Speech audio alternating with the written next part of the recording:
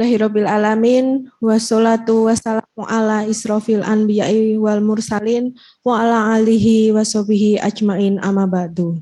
Selamat siang dan salam sejahtera untuk kita semua. Yang kami hormati Dekan Fakultas Kedokteran Universitas Muhammadiyah Surakarta, Dr. Flora Ramona, Spesialis Kulit Kelamin Magister Kesehatan STD HIV AIDS Fins Divi FAA Divi. Yang kami hormati Dr. Romanianto, Spesialis Ortopedi, Konsultan Sains Mars. Yang kami hormati Bapak Ibu dosen Fakultas Kedokteran UMS dan mahasiswa kedokteran UMS yang kami sayangi. Puji syukur kehadirat Allah yang Maha Kuasa karena limpahan rahmat dan hidayahnya sehingga kita semua dapat berkumpul dalam acara guest lecture blok traumatologi dengan tema tata laksana terkini trauma vertebra dan medula spinalis. Bapak Ibu yang saya hormati dan mahasiswa yang saya sayangi, izinkan saya selaku MC membacakan susunan acara pada siang hari ini. Diawali dengan pembukaan, kemudian dilanjutkan dengan menyanyikan Indonesia Raya dan Sang Surya, dilanjutkan dengan tilawah, sambutan dekan, kemudian pembacaan materi atau pengisian materi, dilanjutkan dengan sesi diskusi, penyerahan sertifikat, penutup, dan diakhiri dengan sesi foto bersama. Memasuki acara yang pertama adalah pembukaan. Mari kita buka acara pada siang hari ini dengan bacaan basmalah bersama-sama. Bismillahirrahmanirrahim. Memasuki acara yang kedua, menyanyikan lagu Indonesia Raya dan Sang Surya yang akan dipimpin oleh Saudara Hasna. Hadirin dipersilahkan.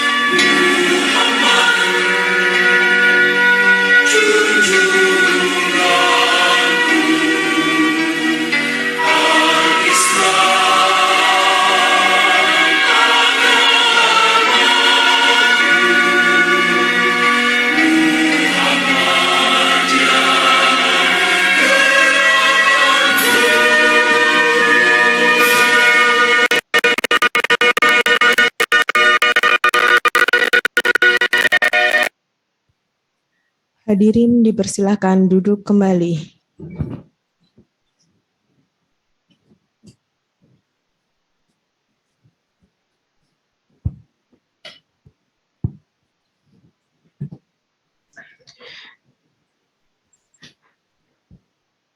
Acara selanjutnya adalah tilawah Al-Quran yang akan dibacakan oleh Saudara Taqwa. Saudara Taqwa akan membacakan tilawah Al-Quran surat Asy-Syu'ara ayat 80 hingga ayat 88. Kepada Saudara Taqwa dipersilakan.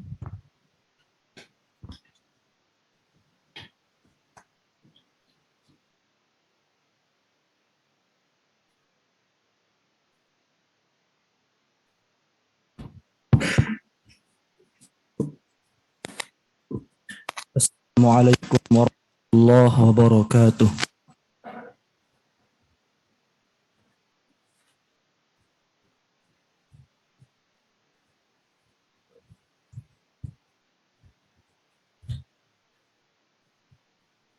A'udzu billahi minasy syaithanir rajim.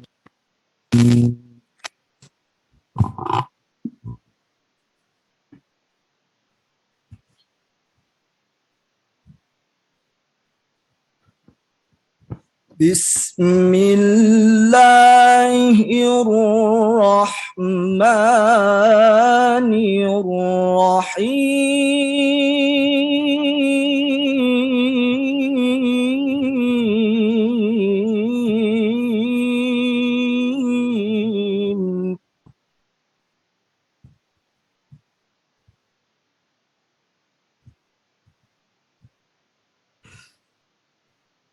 وَإِذَا مَرِضْتُ فَهُوَ يَشْفِينِ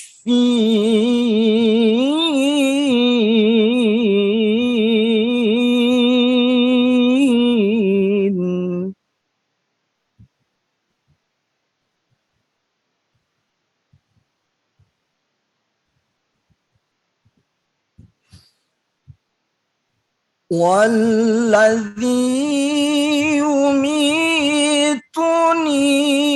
ثُمَّ يُحْيِينِ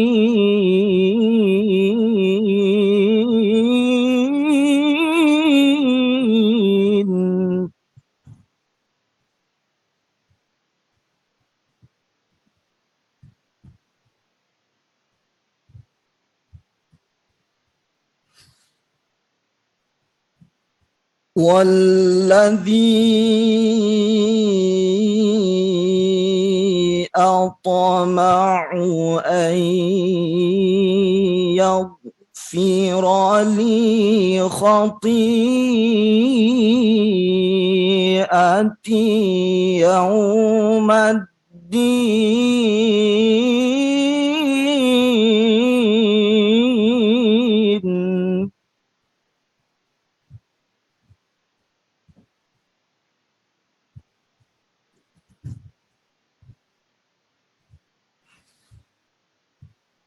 رَبِّ هَبْ لِي حُكْمًا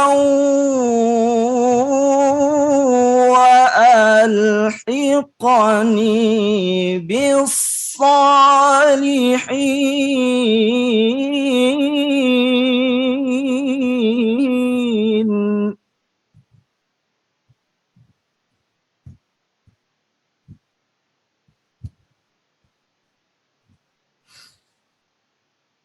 وَاجْعَل لِّي لِسَانَ صِدْقٍ فِي الْآخِرِينَ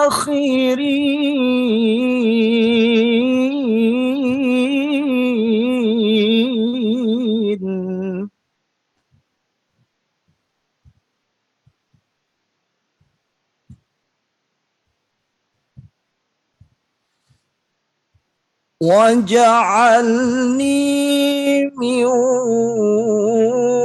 وَرَثَةِ جَنَّةِ النَّعِيمِ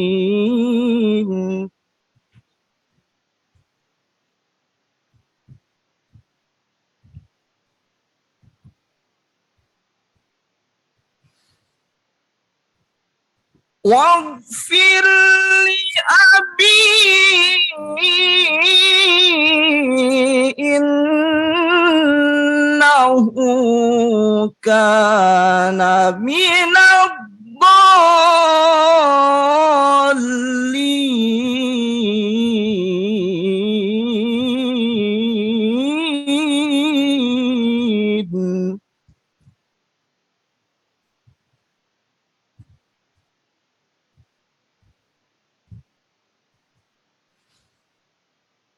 ولا تخزني يوم يبعثون يوم لا ينفع مال ولا بنون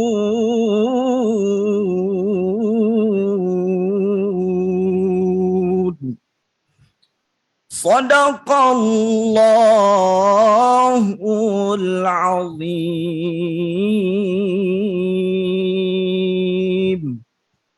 Assalamualaikum warahmatullahi wabarakatuh.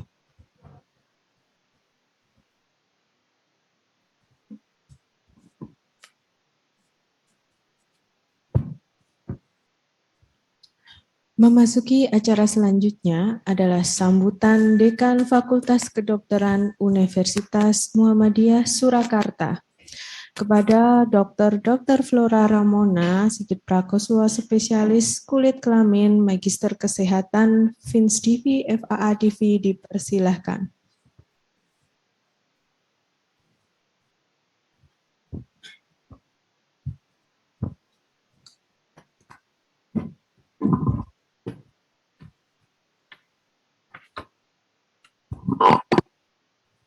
Cek.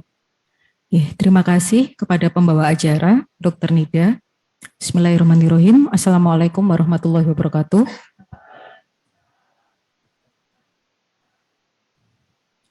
Yang saya hormati, narasumber pada acara kuliah blok trauma pada siang hari ini, Dr. Romanianto, spesialis ortopedi traumatologi, konsultan spine, magister administrasi rumah sakit.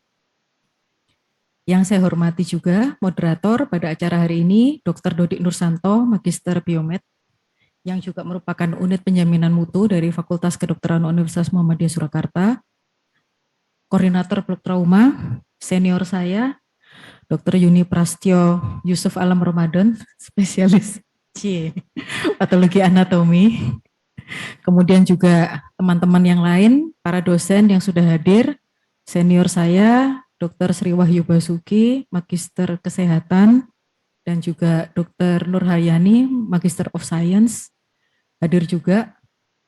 Yang mojo itu, besti saya, Kak Profesi, Dr. Sulistiani, spesialis neurologi, dan juga segenap panitia, serta para anak-anak yang tentunya saya cintai dan saya banggakan, para mahasiswa semester 6 Fakultas Kedokteran Universitas Muhammadiyah Surakarta. Pertama-tama, marilah kita panjatkan puji dan syukur kehadirat Allah Subhanahu wa Ta'ala, karena atas izinnya juga kita bisa berkumpul pada siang hari ini dengan keadaan sehat dan tanpa kurang suatu apapun. Tak lupa sholawat dan salam senantiasa tercurah kepada junjungan kita, Nabi Muhammad SAW. Para sejawat dan juga para calon dokter yang saya cintai dan saya banggakan, hari ini kita berkumpul untuk acara kuliah blok trauma dengan judul Guest Lecture, Tata Laksana Terkini, Trauma Vertebra dan Medula Spinalis. Tentu, kasus-kasus trauma adalah bagian yang besar dari kompetensi dokter umum. Trauma tulang belakang juga dapat sering ditemukan di instansi gawat darurat atau IGD, dan saya rasa kasus tersebut bisa jadi akan sangat menakutkan bagi para dokter jaga apabila kalian tidak memiliki ilmu dan skill yang mumpuni untuk menanganinya. Alhamdulillah sudah melaksanakan blok trauma sejauh ini. Saya ucapkan apresiasi dan terima kasih sebesar-besarnya kepada para anggota blok trauma. Ada Dr. Nida Faradisa, Magister MMR ya, bukan Mars ya dulu ya. Ya, MMR ya, ribet. kemudian juga Dr. Sulistiani, spesialis neurologis, dan juga Dr. Busro, spesialis forensik, Dr. Arya Wibawa, SPOG, konsultan PhD, Dr. Misbahudin, spesialis ortopedi traumatologi, dan pastinya koordinator blog yang saya cintai, Dr. Yuni Prastyo SPPA, sudah banyak memberikan ilmu, sudah banyak memberikan pengayaan kepada adik-adik semua. Dan untuk melengkapi itu semua, maka kuliah tamu dengan judul guest lecture Tata Laksana Terkini Trauma Vertebra dan Medula Spinalis diadakan. Oleh karena itu, besar harapan saya agar dengan datangnya salah seorang klinisi yang ahli di bidang trauma tulang belakang pada siang hari ini dapat memberikan manfaat yang besar bagi kita semua. Semoga anak-anakku, Mas Mbak calon dokter, lulusan Fakultas Kedokteran Universitas Muhammadiyah Surakarta yang sudah terakreditasi unggul untuk 9 kriteria, alhamdulillah, pada hari ini dapat menyerap ilmu sebanyak-banyaknya dan senantiasa termotivasi, tersemangati, terinspirasi untuk selalu belajar seumur hidup. Pesan saya pada siang hari ini, jangan malu untuk bertanya, berdiskusi, dan berpendapat. Demikian kiranya sambutan singkat dari saya. Apabila ada kesalahan, mohon maaf, kebaikan datangnya dari Allah Subhanahu wa taala, kekurangan datangnya dari saya sendiri. Billahi taufik wal hidayah. Wassalamualaikum warahmatullahi wabarakatuh.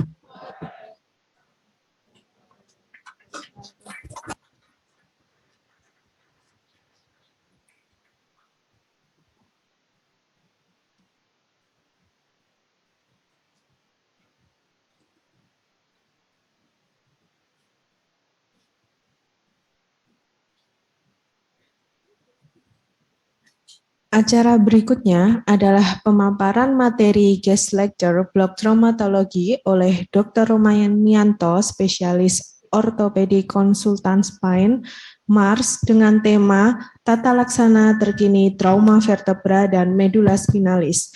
Acara akan dipandu oleh moderator kita, yaitu Dr. Dodi Nursanto, Magister Biomed.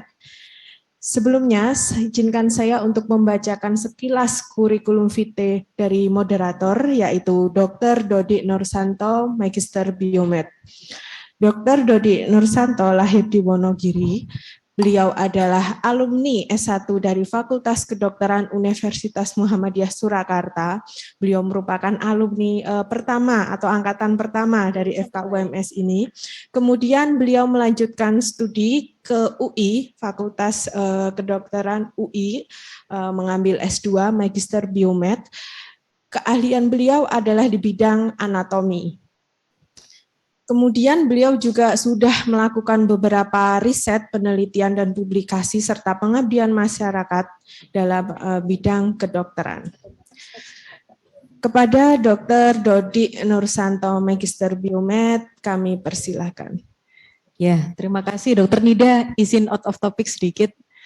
Kurang lebih 23-24 tahun yang lalu, saya seumur kalian ketemu Dr. Roman masih PPDS ya. Sebetulnya segala sesuatu yang terjadi pada hari ini itu adalah berkat inspirasi, motivasi, dan support semangat dari Dr. Roman. Jadi kalau mau tanya selain ortopedi traumatologi nggak apa-apa. Silahkan. Ya, terima kasih. Gitu aja dokter. Terima kasih atas ilmunya. Ya, gitu aja, matur nuwun. Mari, alhamdulillah. Pada kesempatan hari ini kita bisa berkumpul sama. Assalamualaikum warahmatullahi wabarakatuh. Alhamdulillah, wa binasta'inu ala murid dunya waddin, asyhadu alla ilaha illallah wa asyhadu anna muhammadar rasulullah. Allahumma shalli ala Muhammad wa ala Muhammad amma ba'd. Alhamdulillah ya, kita sudah menyaksikan momen yang cukup langka pada kesempatan siang hari ini, di mana Bu Dekan dan juga Dr. Roman ini bisa duduk bersama di depan ya. Sebelumnya saya buka dulu dengan sebuah pantun. Mari minum segelas air hangat. Biar manis, tambahlah coklat. Assalamualaikum wahai sahabat. Siang ceria, makin semangat. Oke. Duduk santai di tengah taman, di tengah Fakultas Kedokteran. Siang ini materi dari Dr. Roman, belahan jiwanya Budekan Fakultas Kedokteran. Yeay. Ya. Alhamdulillah ya di tengah-tengah kita telah hadir beliau Dr. Romanianto konsulan Spine, SPOT konsulan Spine, MIRS, dan beliau ini luar biasa ya. Memang sudah senior ya. Beliau ini memang dulunya S1-nya di Solo, yaitu di FK Universitas 11 Maret ya, bukan Negeri Surakarta ya, 11 Maret di tetangga sebelah ya. Tahun 1988 ya, saya masih belum SD, yaitu masih kecil banget ya. Kemudian beliau lulusan dari spesial ortopedi FKUI tahun 2022 dan konsultan spine kerjasama FKUI RCM dengan Royal Adelaide Hospital Australia tahun 2025. Nah, di momen konsultan spine ini adalah momen di mana pertemuan beliau dengan Dr. Flora ya. Itu kalau ditulis novel itu mungkin ya bisa dikasih usul judul tuh Roman dan Ramona gitu ya. Saya itu namanya itu sudah klop banget ya sebagai jodoh gitu ya. Dan beliau ini riwayat pendidikan tadi juga S2 Mars di UMY tahun 2021 kemarin sudah lulus. Kemudian riwayat pekerjaan beliau juga luar biasanya sudah pernah di Kabupaten Brebes lebih dari sekitar 5 tahun. Kemudian jadi 95, kemudian sebagai PNS di RSUP Surajit Tirtonegoro Klaten sampai 2017 dan kemudian sebagai Direktur Medik Keperawatan dan Penunjang di RS Ortopedi Surakarta 2017 sampai sekarang. Beliau juga sekaligus staf pengajar ortopedi dan traumatologi FKUMS Surakarta. Demikianlah sambut untuk kemudian pada pembicara kita Dr. Romanianto SPOT Konsulan Spine Mars, kami persilahkan. Monggo. Oke, terima kasih Dr. Rodi selaku moderator. Bismillahirrahmanirrahim. Assalamualaikum warahmatullahi wabarakatuh. Saya sambil berdiri ya. Oke. Assalamualaikum warahmatullahi wabarakatuh.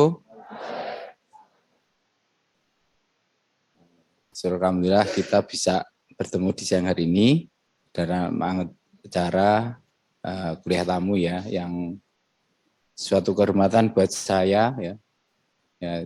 Pertama ya saya ucapkan terima kasih dulu pada Budekan, ya enggak usah saya sebut moderator Dr. Dodi dan seluruh staf pengajar FKUMS dan adik-adik mahasiswa semua. Saya diberi amanah untuk sharing ilmu, sebenarnya sharing aja. Kita tidak ada yang pintar, sebenarnya lebih dahulu belajar sehingga lebih dahulu tahu. Mungkin ke depan adik-adik kan bisa lebih pintar dari murid-murid saya, jauh lebih pintar dari saya. Jadi karena kita lebih duluan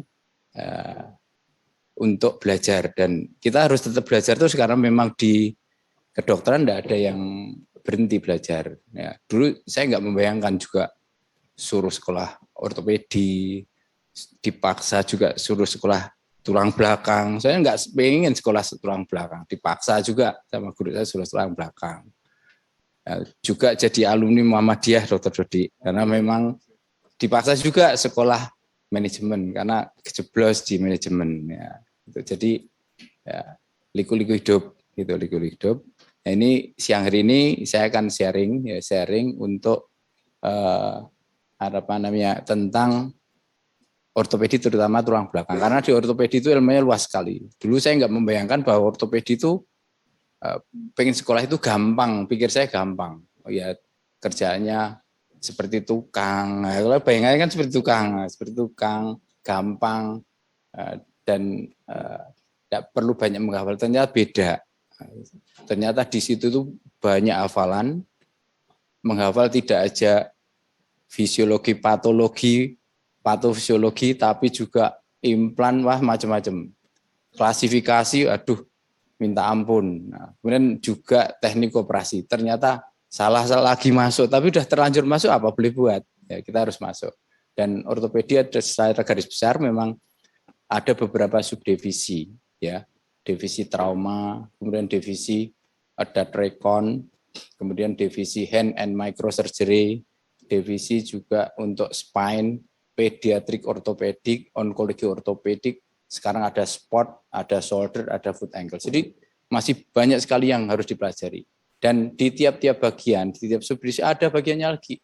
Saya di divisi spine ada juga tentang kelainan degeneratif. Paling banyak sekarang. Di luar negeri banyak sekali kelainan degeneratif. Infeksi untuk tulang belakang. Di Indonesia banyak. Di Afrika, di Cina, itu India sangat banyak infeksi. Kalau negara maju enggak. Kemudian trauma. Trauma juga hampir rata semua. Deformitas, skoliosis banyak sekali. Ya. Tumor juga ada. Jadi di sub spine sendiri sudah terbagi-bagi, ya terbagi cukup banyak. Bahkan secara regio juga ada bagiannya, khusus servikal, khusus thoracolumbar ada lagi. Kita masih perlu mendalam lagi, jadi masih perlu belajar lagi untuk perlu orang yang lebih banyak. Dan kita di Indonesia juga perlu banyak. Pak Menkes juga menyampaikan kalau rapat selalu dengan kita, banyak perlu dokter umum, banyak perlu dokter spesialis. Percepatan harus, karena ngejar ketertinggalan jumlah dokter umum maupun dokter spesialis di Indonesia. Nah, maka dari itu saya sharing biar waktu saya dulu S1 itu kenal ortopedi itu sedikit sekali. Hanya taunya trauma. Nah, kalau nanti adik-adik tahu sudah sampai ke subdivisi bisa lari ke arah jauh lebih cepat. Kecepatan pengetahuannya jauh lebih bisa memajukan ilmu pengetahuan dan skill-nya ke depan jauh lebih baik dari kita. Nah, saya akan menyampaikan bagian sedikit dari subspine, yaitu adalah untuk traumatologi, karena memang basic untuk biar adik-adik tahu itu yang banyak ditemui nanti di lapangan aplikasinya adalah tentang trauma. Meskipun tidak kalah penting ya, saya di rumah sakit itu kasus-kasus infeksi yang tidak terdeteksi di daerah itu sangat banyak ya. Taruhlah yang paling banyak di kita adalah spondilitis TB. Itu hampir saya tiap hari ada operasi itu, sangat banyak sekali, dan itu ekstrapulmoner jarang untuk terdiagnosis dari awal. Nah, kalau kasus degeneratif memang banyak karena harapan hidup memanjang, jadi kasusnya banyak. Dan trauma itu memang dari dulu sampai sekarang juga banyak. Nah, untuk itu slide, monggo. Nah, kita harus tahu tentang struktur tulang belakang ya. Struktur tulang belakang kita harus tahu basicnya dulu. Struktur tulang belakang dan bagaimana mendiagnosis dan mekanisme daripada cedera tulang belakang. Itu kita harus tahu.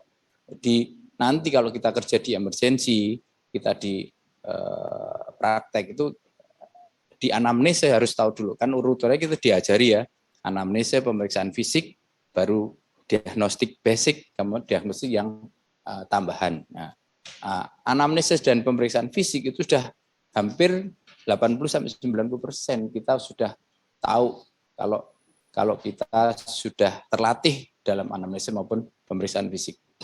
Dan kita harus tahu juga klasifikasi. Tadi saya bilang tadi di ortopedi klasifikasinya banyak sekali. Setiap bagian, setiap orang yang menemukan ilmu baru membuat klasifikasi tersendiri. Ya. Kemudian juga tahu gunanya apa tuh klasifikasi untuk memang penatalasan selanjutnya, prognosisnya. Nah, kemudian juga harus tahu tentang penanganan cedera saraf tulang belakang, ya. Dan juga harus tahu bagaimana pengobatan cedera tulang belakang. Slide. Nah, ini apa yang kita curigai kalau ada kasus curiga cedera tulang belakang. Nah, ini pada kasus-kasus kecelakaan kendaraan bermotor, kecelakaan sepeda motor, kemudian orang pejalan kaki yang ditabrak kendaraan bermotor, kemudian orang jatuh, banyak jatuh dari pekerja, jatuh dari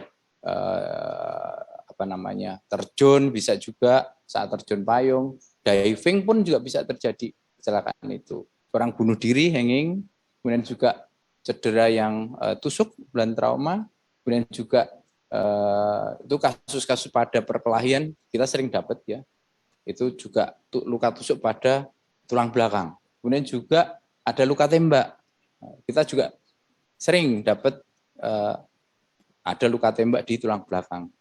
Ya, Itu yang paling sering terjadi dan bisa mencederai dari tulang belakang. Slide. Nah, apa yang kita harus tahu gejala dan tandanya? Ya, gejala tandanya, pasien datang ke IGD dengan respiratory distress, ya, pernapasnya terganggu. Nah, kita harus curiga mana nih yang kita kan tahu semua ATLS, ya, ABCD. Kita harus belajar itu, ya. Respiratory mana yang paling kena ini? Curiga ke arah servikal biasanya, atau cedera kepala. Biasanya kalau cedera di daerah klavikula ke atas itu ada cedera kepala maupun ada cedera servikal. Kita harus curiga itu, ya. Kemudian juga ada nyeri di daerah kolumna vertebralis, ya, meskipun tidak selalu ada. Kemudian juga nyeri saat pergerakan di tulang belakangnya, ya.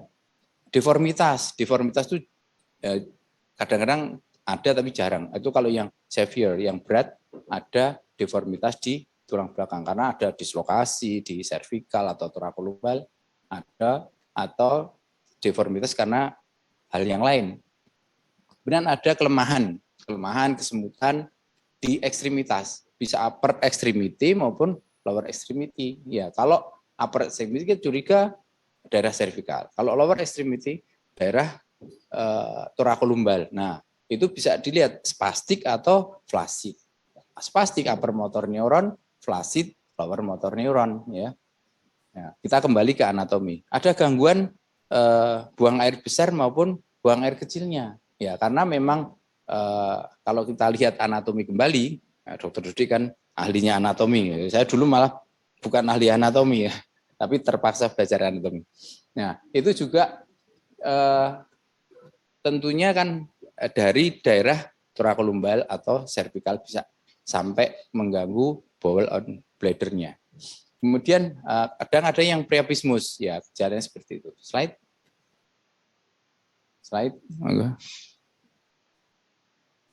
Nah, kita juga harus tahu guideline-nya untuk kalau ketemu pasien dengan cedera di tulang belakang di emergency. Apa yang kita perhatikan? Kita sebagai dokter di emergency harus tahu. Ya, harus tahu karena itu sangat penting sekali. Terutama adalah menstabilisasi dari pasien. Stabilisasi itu stabilisasi dari organnya, mulai dari leher sampai ke thoracolumbar. Ya, terutama memang leher. Nah, stabilisasi macam-macam alatnya. Kita yang ada apa, yang alat yang bagus apa, yang ada di tempat kejadian apa, ya. Itu harus kita ketahui. Nah, juga kita harus tahu. Kita kalau menolong di tempat kejadian saat transportasi di mobil, di ambulan sampai di emergency room, ya. Kemudian juga bagaimana cara memegang pasien. Jadi tidak asal menghandling pasien sembarang, bisa menambah cedera, memperberat daripada cedera dari tulang belakangnya. Jadi sampai kita kalau mengawal pasien ke radiologi pun kita kawal sendiri. Jangan sampai ke radiologi itu nanti jadi memburuk karena cederanya lebih karena ada movement daripada spine-nya. Kemudian saat juga kita harus mempertahankan daripada airway-nya, ya, airway-nya untuk oksigenasi daripada pasien tersebut karena memang kadang-kadang terganggu dari cedera dari lehernya. Slide. Nah, kita juga untuk imobilisasi tekniknya kita harus cervical immobilization itu. Nanti ada gambar-gambarnya tentang imobilisasi daripada leher. Kemudian juga pakai longboard immobilization. Saya pakai, ya kalau kita dulu pramuka, ya mungkin kalau anak-anak sekarang pramukanya jarang ya. Kalau dulu kan pramuka dari SD sampai SMA itu kenapa tongkat pramuka sekian panjang? Nah, itu sebenarnya gunanya untuk kalau saat kita membantu menolong orang yang cedera dengan membuat imobilisasi. Ya, itu imobilisasi pakai sekarang alatnya kan lebih canggih ya. Jadi kan alat sederhananya. Kemudian ekstriksi yang secara cepat, cara menghandlingnya. Kemudian juga kalau dia pasien pakai helm, bagaimana mengeluarkan helm? Tidak boleh sembarangan melepas helm, ya, ada cedera servikal, bisa malah menambah cedera daripada servikal dan memperburuk keadaan, karena kadang-kadang namanya ada SAIWURA. SAIWURA itu singkatan daripada spinal cord injury without radiologic abnormality. Jadi saat kita foto itu normal, tapi ada cedera sarafnya. Kalau di MRI baru kelihatan, oh ada udem di daerah spinal cord di cervical. Itu kalau di klinis namanya SAIWURA. Kalau kita sudah sampai MRI kelihatan adanya spinal cord injury. Ya. Slide. Nah, ini contoh ya, contoh gambar kalau kita melakukan imobilisasi pada cedera servikal. Nah, dengan splinting ya, namanya splinting. Kalau di leher yang idealnya namanya pakai Philadelphia collar. Philadelphia collar. Nah, kalau nggak ada Philadelphia collar, pakai apa? Pakai soft collar juga boleh, karena memang tidak semua rumah sakit menyediakan fasilitas Philadelphia collar. Ini rigid ya, rigid imobilisasi untuk servikal. Kemudian kalau soft collar kan dia enggak rigid, tapi daripada enggak lebih baik. Kalau enggak punya itu pakai apa? Pakai bantal pasir ya, imobilisasi biar enggak bergerak. Kemudian juga kalau bisa pakai long spine board atau short spine board. Nah, kalau syarat di emergency sekarang sudah punya alat-alat tentu, di ambulan pun 118 sudah ada untuk short atau long board spine. Right? Nah, ini teknik ya, kalau kita lihat teknik cara membuka helm. Jadi kita kalau menolong pasien cedera, dicurigai cedera servikal, kita tidak boleh sembarangan juga. Cara membuka helm juga harus membuat lehernya diimobilisasi, dipegang. Ya, ini gambar satu kan dia dipegang, lehernya diimobilisasi, dikeluarkan pelan-pelan. Nah, urut-urutannya seperti ini kan bisa sampai keluar, dan posisi daripada servikalnya itu kita lihat gambar terakhir tidak ada membuat jadi fleksi. Kalau membuat fleksi, kita nggak tahu mekanisme injurinya seperti apa. Membuat fleksi tambah mencederai, tambah udem di daerah servikal, itu jauh lebih berbahaya. Ya, jadi menolong tapi malah tambah cedera. Ya, ini yang kadang-kadang memang kita nggak tahu. Ya, adik-adik perlu tahu semua, kan nanti di garda depan itu tahu kalau menolong di tempat kejadian, kemudian menolong di emergency, pasiennya masih punya helm, harus diperhatikan. Jadi tidak boleh sembarangan. Slide. Nah, ini kita tahu mekanisme injury daripada tulang belakang itu macam-macam, ya. Bisa fleksi, ya. Jadi kayak kalau kita ada banyak kecelakaan mobil namanya whiplash injury, kayak dicambukkan, ya. Fleksi, ya, fleksi ekstensi. Bisa juga aksial kompresi, jadi dari atas ketekan, aksial kompresi, ya. Bisa kalau waktu dulu gempa banyak itu aksial kompresi, tekanan aksial loading dari atas, menekan lehernya, jadi kompresi fraktur. Atau rotasi, ya, orang jadi pelintir lehernya itu berantem atau apa, ya, atau kecelakaannya kepelintir, itu aksial rotasi, ya. Kemudian kombinasi, ya, paling banyak memang kombinasi. Slide. Nah, ini kita juga urut nih dari servikal dulu, karena penata laksanaan cedera servikal sama torakolumbal itu beda. Kalau cedera servikal itu lebih dari literatur maupun pengalaman, 50% pasien cedera servikal itu meninggal. Mau kita apakan? Waduh, saya udah selalu kalau ketemu pasien, saya selalu edukasi.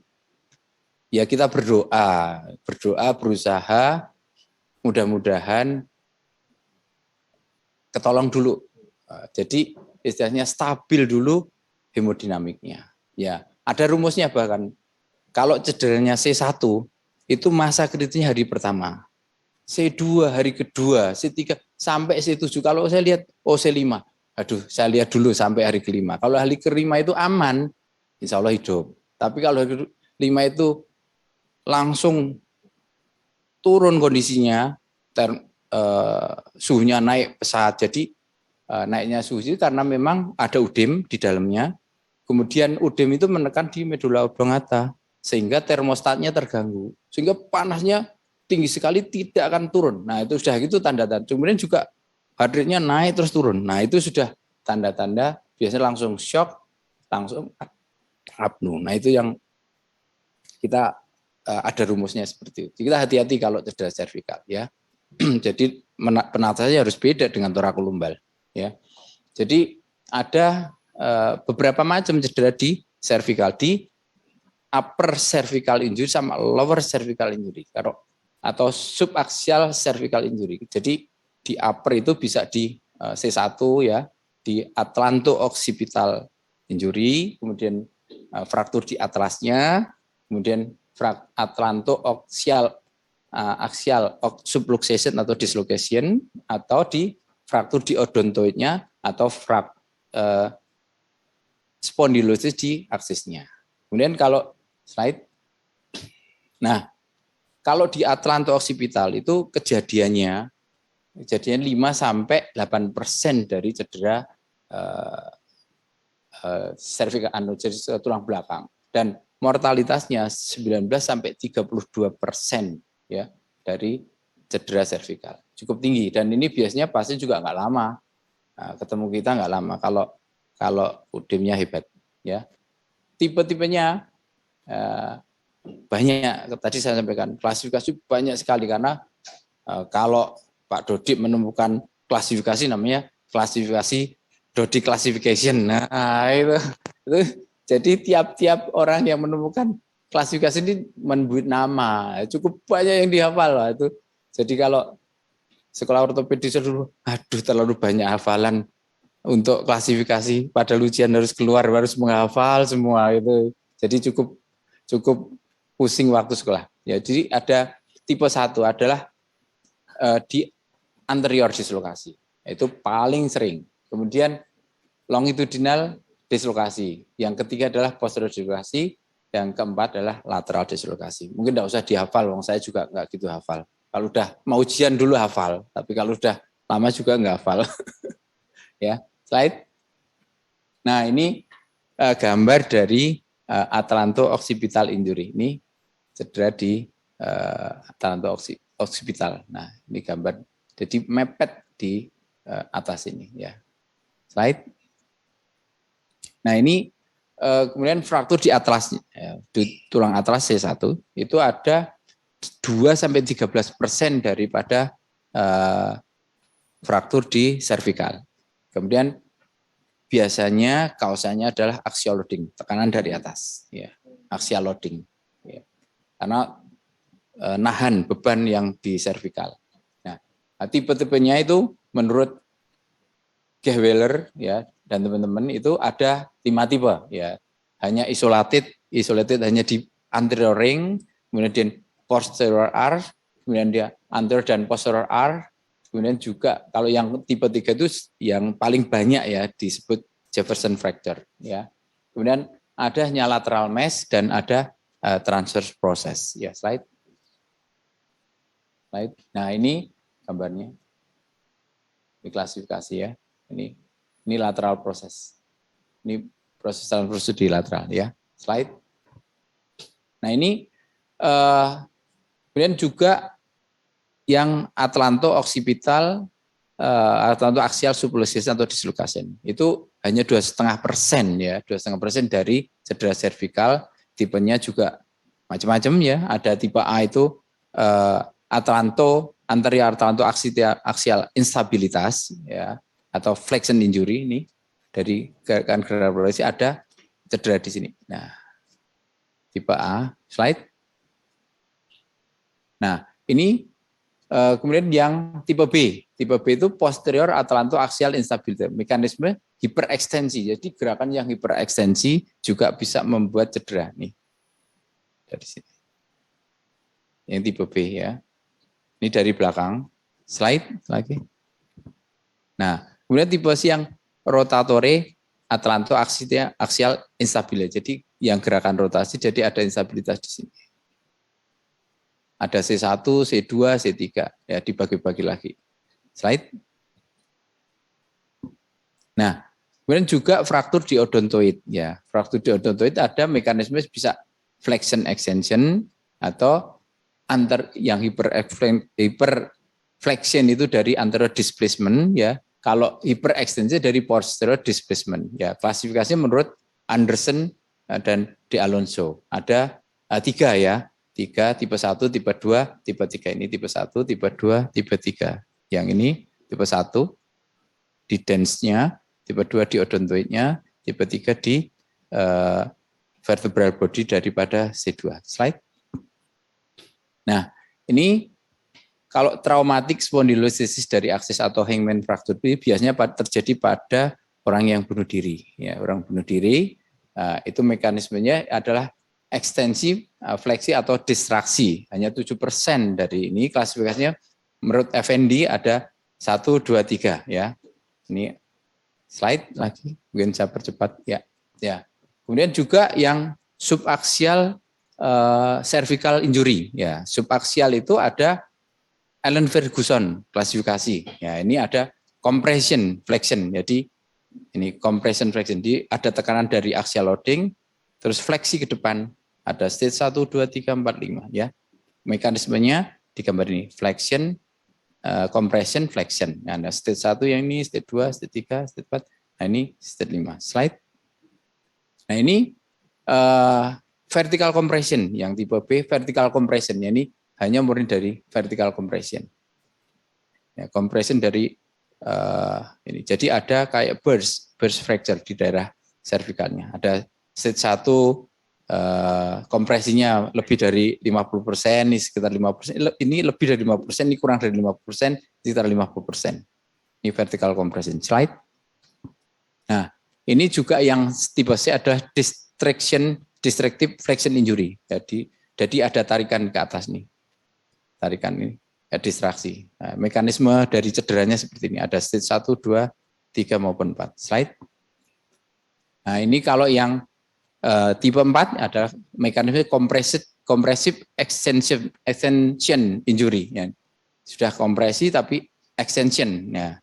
Jadi tadi sampaikan mekanisme dari cedera akan membuat klasifikasi beda dan penanganannya nanti akan beda juga. Ya. Slide. Nah, yang C adalah distraksi. Ya. Tarik ke belakang. Ya, ada 2 stage. Slide. Ini ada yang lateral fleksi, dia ke lateral, ya, lateral ada 2 stage juga. Slide. Nah, kemudian juga untuk yang ada klasifikasi menurut EO. EO itu apa namanya? Bahasa Jermannya Erwin Basemans Foot Osteosynthesis Fragment. Jadi dia klasifikasi internasional di ortopedi. Dia ada tipe A, tipe B, tipe C, ya. Terus slide. Slide. Nah, itu ada untuk EO. Jadi klasifikasi yang membuat dari asosiasi osteosintesis di internasional. Dan penanganannya. Penanganannya adalah pertama adalah mencegah cedera saraf yang lebih lanjut. Ya, tadi teknik pelepasan helm itu salah satu mencegah cedera saraf yang lebih lanjut. Terus mempertahankan stabilitas dari spine. Dari stam itu ada stabilitas daripada tulang belakang itu ditentukan oleh ya korpusnya, ligamentumnya, ya fasetnya. Nah, stabilitasnya dipertahankan. Jadi jangan membuat dari stabil jadi unstabil, ya. Kemudian mencegah deformitas, ya, deformitas selanjutnya. Karena kalau kita nariknya salah, deformitasnya nambah. Juga mobilisasinya diperhatikan, ya. Slide. Nah, ini pada yang stable fracture, ya, pada patah-patah yang tulang belakangnya stabil, kita nggak perlu operasi. Jadi stabil itu ada 2, stabil tulangnya, stabil dari sarafnya. Kalau stabil, nggak usah diapa-apakan, dia akan baik sendiri, ya. Non operatif, ya bisa pakai cervical collar atau Philadelphia collar tadi kalau yang rigid, atau pakai namanya hollow face immobilization. Hollow face itu mungkin jarang yang lihat karena itu memang jarang dipakai, dan dia mempertahankan itu dari kepala ini, dari cervix sampai thoracolumbar. Alatnya khusus ya, alatnya khusus dan memang nggak nyaman. Ada yang juga dengan digip yang sampai dari kepala sampai ke thoracolumbar. Memang nggak nyaman. Ya jarang, itu zaman dulu memang sering dipakai, ya sekarang memang agak jarang. Ya, kemudian juga yang unstable itu baru perlu tindakan operasi. Ya. Operasinya bisa lewat depan, ya anterior atau posterior. Ya, posterior itu dari belakang bukanya. Kalau depan ya dari anterior sini bukanya. Yaitu dengan dilakukan fusion. Fusion disatukan di facet joint-nya, yaitu tujuan stabilisasi membuat facet joint-nya diffusion, jadi rigid, ya, jadi dari unstabil jadi stabil. Nah, slide.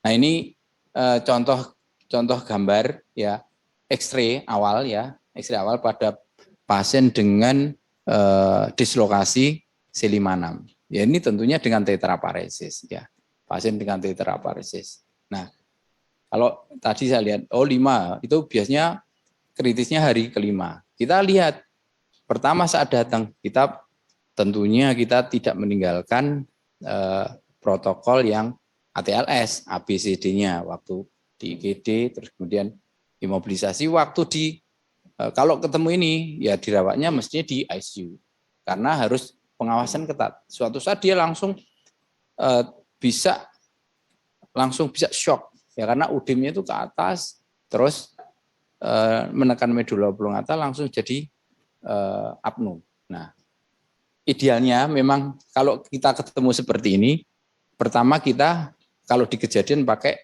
immobilization rigid collar. Kalau sudah di rumah sakit pakai apa? Sebelum operasi Gardner tongue traksi. Jadi Gardner tongue itu yang di ada katrol ya, katrol yang diborkan di atas telinga ini dikasih bandul. Dibandul dengan beban tertentu, kita monitor. Ini ditarik pelan-pelan dari kepala, tarik pelan-pelan. Nanti tidak boleh over distraksi. Kalau berdistraksi malah jadi mencederai. Jadi kita monitor ya sambil kita lihat neurologisnya dan X-ray-nya. Nah, itu untuk pertama sambil nunggu stabilisasi daripada vital sign-nya. Slide. Nah, ini kita lakukan MRI untuk tahu selain X-ray kita MRI untuk tahu sarafnya itu spinal cord-nya putus atau enggak. Untuk melihat prognosisnya. Ya, kalau putus ya kita sudah tahu ini harapannya jelek. Tetraplegi seumur hidup kalau dia hidup. Gitu. Tapi kalau ini masih ini ada UDEM di MRI-nya. Ya, kita juga harus belajar nih MRI ya. Ada UDEM. Nah, UDEM di sini. UDEM di sini. UDEM ini bisa naik ke atas. Nah, UDEM ini tapi spinal cord-nya masih utuh, ini potongan sagital. T2 Wichted dari MRI potongan sagital dari samping. Ini potongan aksial. Kita lihat di tengahnya di spinal cord-nya. Masih intak ya, masih intak. Nah, baru kita kalau udah stabil kita lakukan operasi ya. Kita lakukan operasi slide. Nah, ini operasi kita apakan? Dekompresi ya, dari belakang kita buka. Kita buka semua ini kena spinal cord-nya ini. Nih, yang tadi king tadi kejepit tadi kita buka. Terus kita pasang stabilisasi di lateral mesh-nya. Ya, pakai pedicle screw di lateral mesh-nya untuk membuat stabilisasi dan membuat fusion di facetnya itu, facet joint fusion. Nah, slide. Ini intraoperatif saya foto. Nah, ini hasilnya seperti ini, terreposisi. Ya, ini dari AP ini lateral. Jadi yang dislokasi tadi terreposisi. Nah, adik-adik juga harus tahu, kalau membaca foto servikal itu apa? ABC, lihat alignment-nya, bone-nya, terus sama cartilage-nya. Itu dilihat. Ini hasil pasca operasi. Slide. Nah, kita lanjut ke arah lebih bawah lagi, ke arah cedera torakolumbal. Nah, cedera torakolumbal itu juga sama, biomekaniknya ada compression, ada distraction, ada flexion, ada rotation. Ya, slide kita kembali harus tahu anatomi. Nah, ini anatomi spine kan dari cervical ya sampai sacrum seperti ini. Kalau kita lihat dari depan itu anteroposterior itu dia lurus ya, lurus. Balance namanya balancing. Kalau kita ketemu pasien yang skoliosis itu kan dia bengkok, imbalance ya, tidak balancing. Tujuannya operasi hanya buat jadi balancing sebetulnya, tidak bisa lurus tapi balancing aja. Nah, kalau dari lateral ya dia di cervical itu agak lordosis.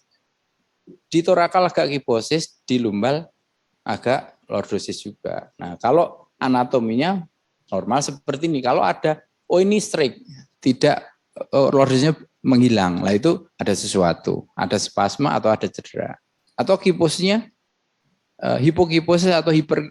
Jadi kiposis, ya, kiposisnya yang banyak bisa karena fraktur, bisa karena infeksi seperti TB ya. Ya, kalau TB disebut gibus ya. Nah, kalau di lumbal lordosisnya menghilang, oh bisa karena degeneratif kayak HNP. Slide. Nah, kita juga harus tahu bagian-bagiannya ya. Ini dari aksial, ini dari lateral, ini bodinya. Mungkin mengulang anatomi ya, tapi harus kita jadi basicnya. Jadi basic dokter Dodi kalau anatomi kalau nggak ngerti ya itu jadi mana-mana karena ya. Slide. Nah, ini kalau lihat struktur neuralnya seperti ini. Ada ini foraminal, dia ada rootnya, dia cabang tiap-tiap ada tiap-tiap ruang ada keluar kanan kiri. Kalau kita lihat dari foto itu ada kayak kupingnya. Nah, kalau lihat foto AP ini kayak mata ini. Pedicle itu kalau kita masang operasi masang skrup itu masangnya di sini nih. Nah, namanya pedicle screw. Jadi kayak mata ini di proses spinosnya kayak hidung. Kalau kita lihat gambarnya kayak hidung, ini kayak mata. Ya, slide. Nah, ini kalau lihat biomekaniknya juga sebenarnya hampir sama, tapi lebih kompleks di cervical. Ya, ini axial loading. Ya, jadi ini loading di tulang belakang itu 80% yang menahan ada di korpusnya, 20% ada di kolum posterior di proses spinosnya. Nah, strukturnya ada ligamentum ini. Ya, nah, ditopang oleh diskusnya ini. Slide. Nah, kejadiannya cedera torakolumbal itu berapa persen? 1/20.000 per tahun. Paling banyak adalah laki-laki. Ya kenapa? Laki-laki mungkin mobilitasnya tinggi gitu. Nah, olahraganya aneh-aneh, naik motor banyak yang naik motor ya. Itu. Nah, umurnya berapa? Usia muda rata-rata. 15 sampai 29 tahun. Ya aktif karena. Slide. Nah, insidennya yang di daerah torakal 1 sampai 10 berapa persen? 16%. Paling banyak torakal 11 sampai L1. Kemudian sedikit agak sedikit di L2 sampai 5. Ya. Ya. Gitu. Jadi untuk insidennya di regionnya pun beda-beda. Ya, kenapa di torakal 1 10 agak jarang? Karena memang di itu ada kosta. Ada kosta, ada yang ngunci itu jadi yang lebih stabil ya. Kemudian untuk di spinal cord atau ini berapa persen? 10 sampai 38%. Ya, dengan kejadian kerusakan daripada spinal cord-nya. Slide. Nah, ini kalau kita membayangkan tulang belakang itu ibaratnya struktur bangunan ya, struktur bangunan tiang penyangganya manusia. Itu adalah tulang spine. Nah, ini dia balance nih, balance ini kayak ini tiang, ini korpus vertebranya itu kayak tiang. Ini ototnya di sini. Ini proses spinosnya di sini. Dia balancing nih, beban tubuh balance dia. Slide. Nah, kalau terjadi instability gimana? Ya, Pak Jabi ada instability, ada physicalnya beda. Beda, tidak balancing beban sama yang ditopang. Slide. Nah, ini ada keretakan di sini. Nah, ada keretakan sudah mulai tidak balance nih. Nah ini akhirnya disebut ini. kayak timbangan dia akhirnya beban di belakang ini berat. Nah, ini ada suatu retak di sini ya. Ini kalau ini ya fraktur lah bisa di situ. Atau kalau pada orang-orang tua yang osteoporotik ya gampang lemah di korpusnya dia akan jadi kiposis. Slide. Nah, ini juga kalau cedera ototnya pun dia akan imbalance nih. Cedera otot yang dia megang ini kan jadi imbalance. Nah, akhirnya jadi seperti ini. Stabilitasnya sudah terganggu lagi ya. Slide. Nah, stabilitas ada akut, ada instabil, ada akut, ada kronik, ada late. Ya, kalau yang akut biasanya mencederai dari struktur daripada sarafnya. Kalau yang kronik itu bisa membuat chronic back pain, ya nyeri yang terus menerus. Ya, itu biasanya pada kasus-kasus degeneratif. Tapi bisa juga membuat jadi progressive deformity, bisa jadi kiposis pada orang tua yang osteoporotik, atau degeneratif lumbal skoliosis, itu membuat chronic progressive deformity. Slide. Nah, ini klasifikasi lagi bolak-balik itu di thoracolumbar ada menurut Dennis ya. Dennis itu stabilitas tulang belakang itu ada ini dibagi nih, anterior column, middle column, posterior column. Anterior column itu sepertiga depan dari korpus vertebra, 2/3 depan dari korpus vertebra, 2/3 depan annulus fibrosus sama nucleus pulposus. Ini termasuk anterior longitudinal ligamen. Nah, sedangkan middle itu sepertiga di nukleusnya, sepertiga di korpusnya, dan posterior longitudinal ligamen. Nah, untuk posterior kolum itu ada di processus spinosus, ligamentum interspinosus, itu bagian daripada kolum posterior menurut Dennis ya. Slide. Nah, ini dia membuat klasifikasi juga untuk kompresi di vertebral body ya. Dia ada A, B ya, yang A1, A2 ini macam-macam. Jadi kalau yang A1 hanya segini, ada A2 ada splitnya, A3 ada complete ya, complete burst ya, ini incomplete burst, ini complete burst ya. Slide.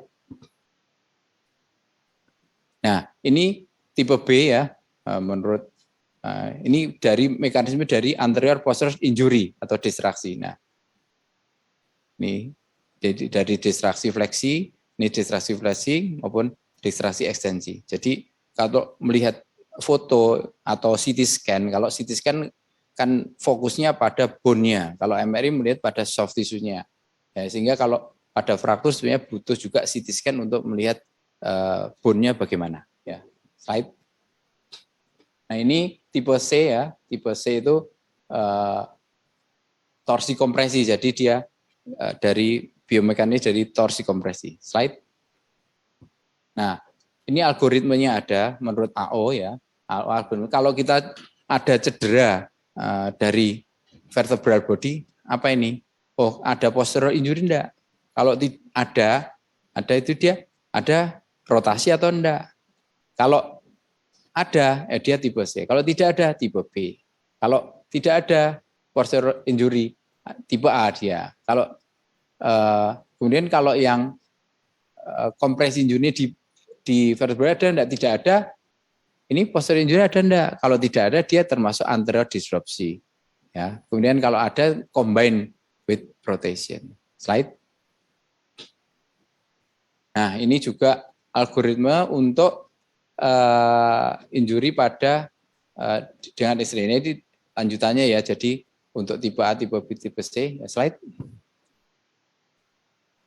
Nah, ini ada klasifikasi lagi menurut thoracolumbar injury severity score. Ya, ini yang sekarang baru dipakai ya, dipakai. TRIS itu dipakai berdasarkan mekanisme cedera yang ditentukan dari fotoronsen. Jadi dari fotoronsen kita membuat klasifikasi, terus kemudian integritas kompleks ligamentum posterior dari tulang belakangnya, terus status neurologisnya dari pasien,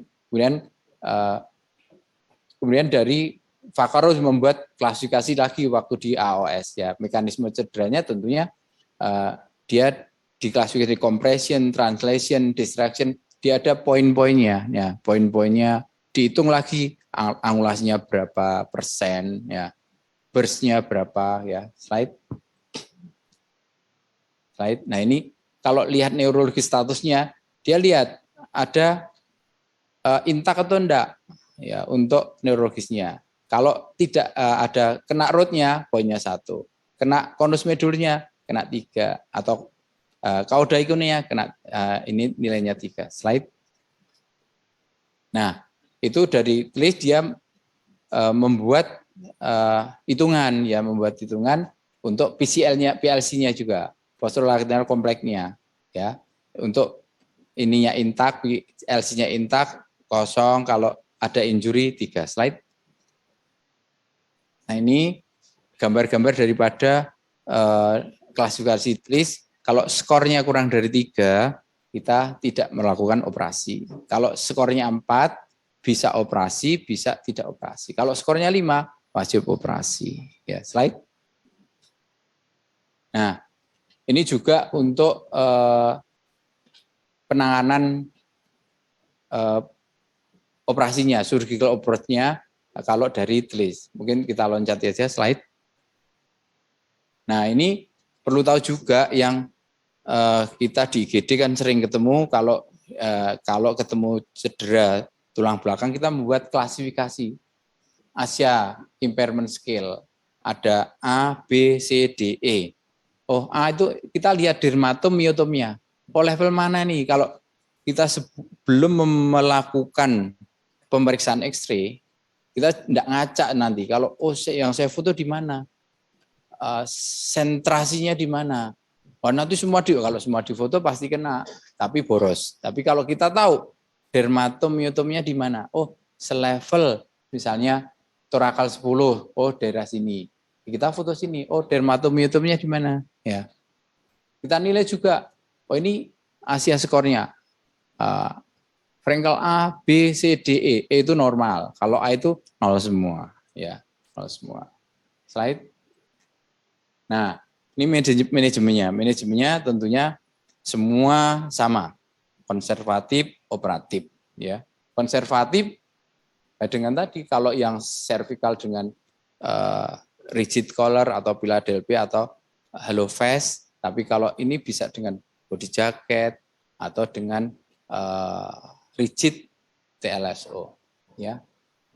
Right. Nah, ini tadi konservatif dengan body spica ya, atau kedua dengan bracing atau TLSO. Slide.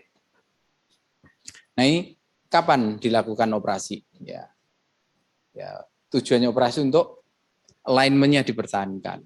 Ya, alignment-nya dari spine dipertahankan karena itu jadi untuk balancing daripada tubuh kita. Kemudian mencegah elemen-elemen saraf yang cedera lebih lanjut. Ya. Itu yang paling penting. Slide. Nah, ini apa yang dilakukan harus dilakukan emergency operasi ya. Karena ada orang yang perlu segera operasi ya. Ini 6 jam setelah injury di thoracolumbar dan kondisi stabil itu golden period untuk operasi sebetulnya. Karena cederanya tidak akan membuat iskemi daripada spinal cord-nya. Jadi recovery-nya nanti jauh lebih bagus ya. Jauh lebih bagus. Dan bisa untuk restorasi daripada spinal cord yang habis kena cedera. Slide. Nah, ini pendekatannya bisa dengan mempertahankan daripada vertebral body-nya ya, untuk dikembalikan. Kalau tadi mekanisme untuk cederanya maupun klasifikasinya banyak sekali, kita pertahankan body height-nya ya, body height-nya, terus koreksi daripada sagittal, daripada alignment-nya, dan kanalis vertebralisnya bisa longgar lagi. Ya, itu bisa dilihat dengan sebenarnya CT scan. CT scan kita lihat dari foto aksial, kita lihat kanal kompromisnya Berapa persen? Kalau kanal kompromisnya lebih dari 5% wajib operasi. Kurang 5% masih ada defisit neurologis atau enggak. Nah, itu yang menentukan operasi atau enggak. Slide. Nah, ini kita lihat kalau ada ini kanal kompromis. Jadi aksial kita lihat nih. Korpus vertebranya neken sampai kanalis. Nah, ini 50%. Jadi protusi ke belakang. Ini laminanya kena. Nah, ini wajib operasi. Ini kalau dilihat dari sagital, ini lihat ada korpusnya cuil ini. Nah, kita operasi. Hasilnya seperti ini. Mempertahankan body height-nya, alignment-nya, dan mengembalikan daripada korpus vertebranya. Kalau masih dalam waktu belum lama bisa kembali, kalau sudah neglected, datang ke kita sudah lebih dari sebulan, itu akan lebih sulit. Ya, slide. Nah, ini indikasi ya, indikasi untuk yang dari operasi dari depan adalah ada komplit defisit neurologis, kemudian ada untuk mengembalikan daripada alignment dari posterior tadi. Slide. Nah, ini contoh-contoh untuk operasi yang buka dari depan dan dari belakang. Ini dibuka dari depan, korpusnya dipertahankan ya, ditambah graf, terus dipasang plate di depan. Ya. Slide. Nah, ini kombinasi dari depan dan dari belakang, karena memang kasusnya sulit, apalagi neglect, kita bukanya ya dari depan ya dari belakang ya, untuk mempertahankan body height, kemudian untuk kanal kompresnya dibuka ya, untuk stabilisasi kita buka dari belakang, kombinasi buka depan belakang. Slide. Nah, ini kombinasi buka depan dan belakang, dari depan dipasang graf, dipasang plat, kemudian distabilisasi sehingga kembali ke alignment semula. Slide. Nah, ini contoh juga pada turak lumbar ya, translasi dislokasi ya dengan defisit neurologis. Foto pre-op kita udah tahu ada seperti ini. Nah, kita lakukan MRI. Nah, ini ada slide lagi. Slide lagi.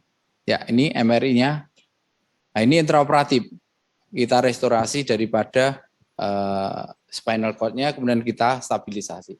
Ini spinal cord yang sudah dibuka. Ya, dibuka masih intak ya. Slide. Nah, ini hasilnya. Hasilnya tereduksi dan alignment-nya baik. Slide. Nah, ini rehabilitasinya. Kita selain dari tadi anamnesis pemeriksaan fisik, kemudian sampai klasifikasi operasi, kita juga harus tahu rehabilitasinya kapan ini. Karena kasus-kasus tulang belakang yang tetraplegi maupun paraplegi, satu problem psikologis. Ya, problem psikologis itu pasti stres karena satu kehilangan pekerjaan, kedua tidak bisa mobilisasi, hanya alat bantunya mungkin dengan wheelchair, ya toh. Gangguan bowel dan bladder, nah, itu yang paling mengganggu, itu psikologis dulu. Kita harus memotivasi pasien. Kedua juga untuk mengembalikan untuk activity daily living seoptimal mungkin. Ketiga, mengembalikan spinal cord yang terkompresi ke arah regenerasi lagi. Butuh waktu yang lama. Kita lihat kalau klasifikasi tadi, lokasi mana yang kena. Kalau daerah cauda equina, prognosnya bagus.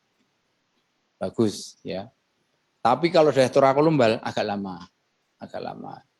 Jadi kita tahu kan cedera itu ada neurofraksi, axonomasis, neuromesis-nya. Itu kita lihat sampai berapa lama, kenanya apa. Ya kita kalau perlu juga diagnostik beratnya pakai ENMG untuk tahu nanti prognosisnya ke belakang. Ya, belakang. Jadi pasien juga menginsuran.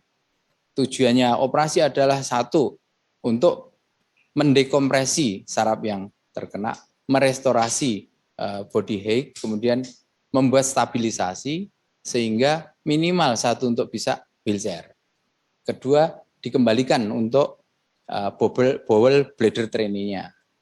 Ketiga juga merestorasi dari neuralnya di rehab untuk menstimulasi saraf yang ini untuk hidup kembali. Yaitu cukup lama ya, cukup lama. Right? Nah, ini pada spinal cord injury itu 15 sampai 40 kasus ya per juta per tahun. Itu cukup banyak ya. Kejadiannya bisa karena macam-macam ini, ada tempat kerja, tempat rekreasi, ada yang aktivitas kendaraan ya, banyak yang mencederai spinal cord injury. Slide. Nah, ini tadi spinal cord injury, kalau kita lihat fotonya kita sebut Skywura, spinal cord injury without radiological abnormality. Kita lihat radiologinya normal, udah ada. Tapi klinisnya ada defisit neurologis. Tentunya mungkin ada suatu spinal cord injury yang itu kadang-kadang banyak terjadi pada orang-orang yang memang sudah tua. Karena sudah ada kanal stenosis, ada degeneratif proses di spine-nya, sehingga gampang terjadi spinal cord injury saat kejadian kecelakaan. Ya, bisa komplit, bisa incomplete. Slide.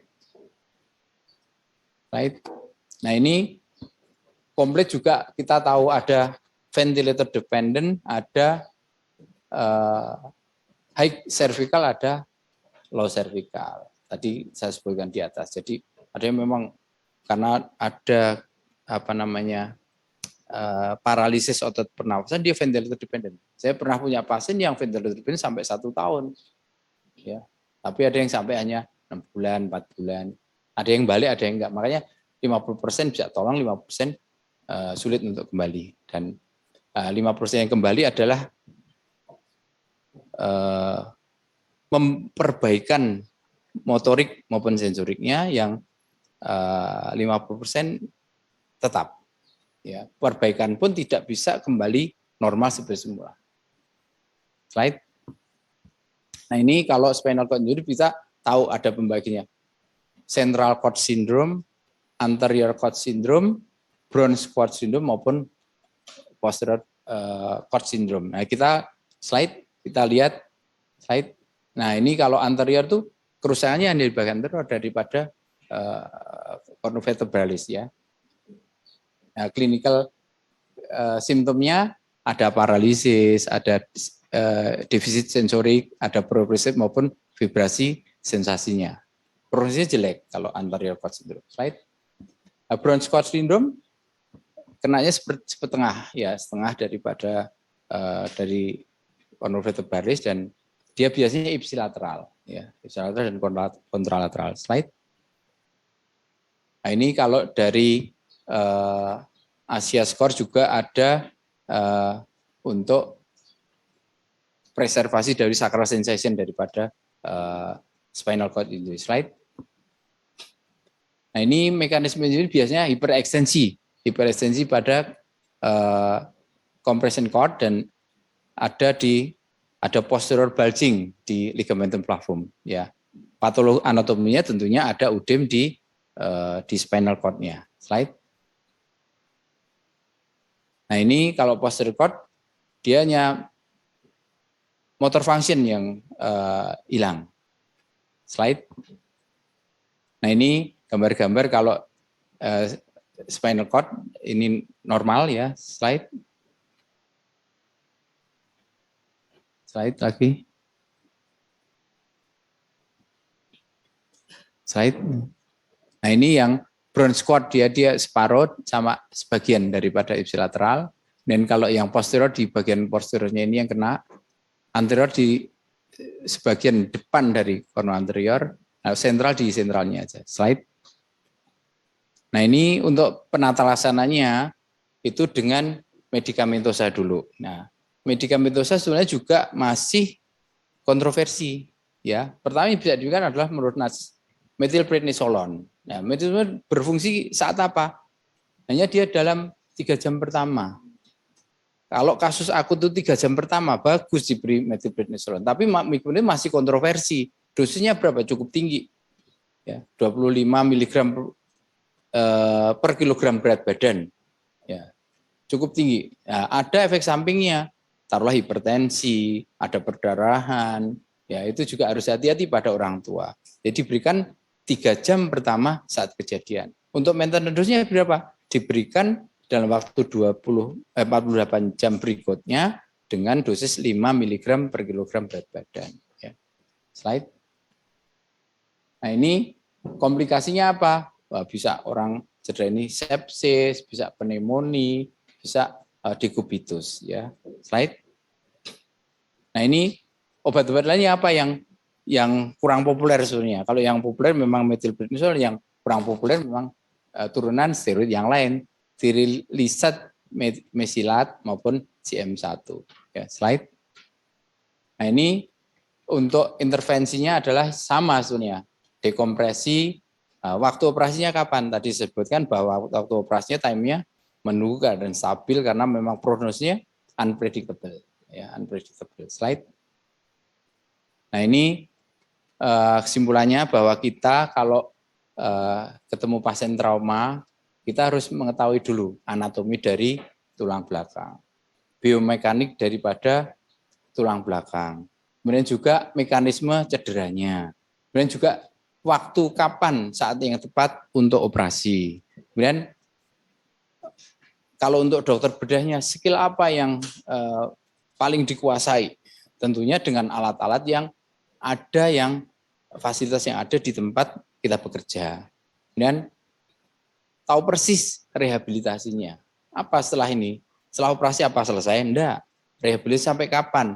Kadang-kadang prolong rehabilitasi. Ya. Slide. Ini buku yang kalau mau baca, slide.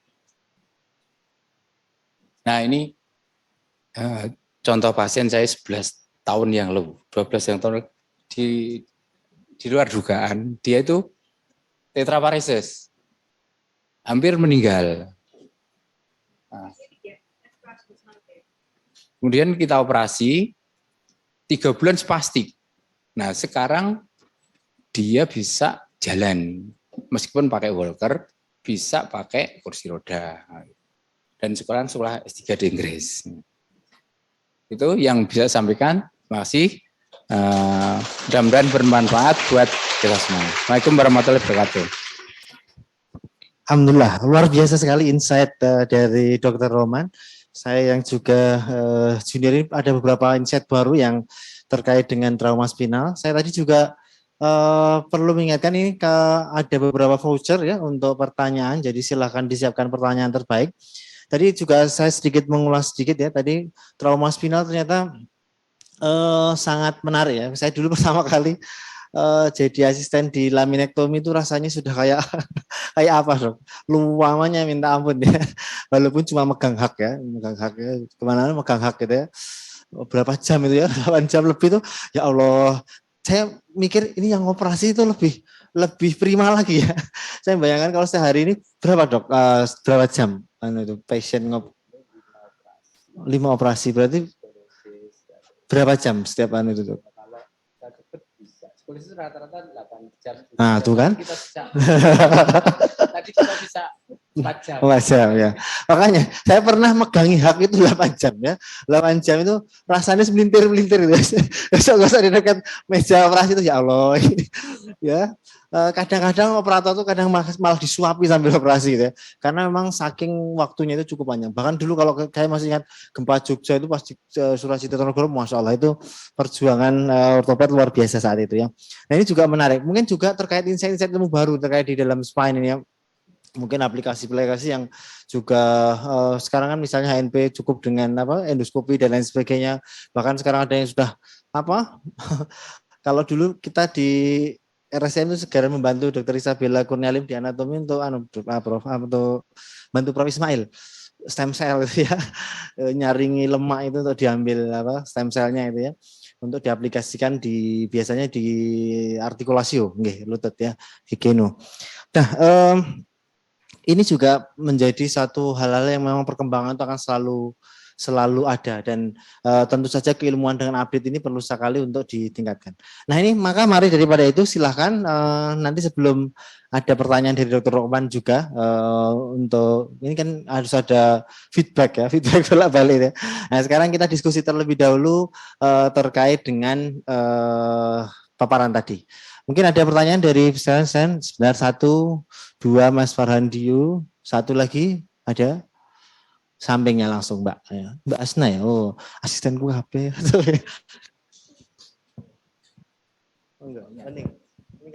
Silakan Mas Dio dulu yang laki-laki dulu. Ini beda ya, bukan ladies first ya. Kaum minoritas dulu. Jadi FKU itu katanya Dok, fakultas kebanyakan ukhti ya karena isinya perempuan semua. FKG juga gitu, fakultas kebanyakan gadis. Ya, mau Mas dia. Baik, terima kasih dokter. Assalamualaikum warahmatullahi wabarakatuh. Selamat siang kepada Dr. Romanianto dan teman-teman sekalian, beserta dosen-dosen yang lain. Saya izin bertanya terkait untuk spinal cord injury. Ini hubungannya terkait sistem perujukan, dokter. Jadi kira-kira golden period untuk menyelamatkan defisit neurologi pada pasien SCI ini berapa lama gitu, dok? Terima kasih. Oke, Farhan Dio. Oke, terima kasih Mas Farhan pertanyaannya. Jadi baik sekali bertanya bahwa untuk pertolongan pada spinal cord injury kita harus tahu bahwa kita menolong di mana dulu? Di tempat kejadian, kemudian pertolongan di dalam transportable, di kendaraan, kemudian di emergency room. Nah, saat itu kita menolong di mana dulu? Kalau kita sebagai dokter jaga IGD, itu beda. Kita menerima. Nah, kita tentunya tidak bisa tahu kapan ini anamnesnya, kejadiannya kapan, sudah diperlakukan apa. Nah, timingnya memang